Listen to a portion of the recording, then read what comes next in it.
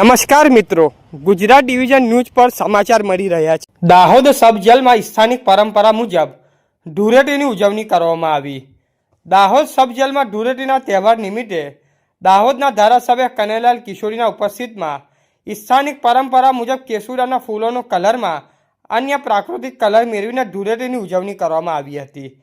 આ પ્રસંગે જેલના અધિક્ષક ML ગમારાનાઓએ જણાવ્યું કે દાહોદ સબ જેલમાં દરેક ધાર્મિક તથા રાષ્ટ્રીય તહેવારોની ઉજવણી કરવામાં આવે છે।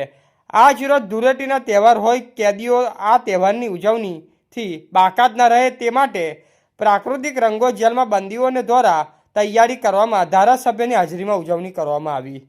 ધારાસભ્ય કનૈયાલાલ કિશોરીનાઓએ આ પ્રસંગે અનુરૂપ જણાવેલ કે અમારા મૂળ નિવાસી આ સૌથી મોટો તહેવાર હોય તો ખૂબ જ ધામધૂમથી અને પરંપરા અનુસાર ઉજવણી કરીએ છીએ। તેઓએ કેસુડાના ફૂલોથી તૈયારી કરવામાં આવેલ રંગોના ગુણ વિશે જાણકારી આપેલ। વધુમાં તેઓને જણાવેલ કે દાહોદ જિલ્લાના દરેક ઘરે ઘરે વાલોર પાપડીનું શાક બનાવી ખાવામાં આવે છે, જેના કારણે આખા વર્ષ દરમિયાન તંદુરસ્તી સારી રહે છે।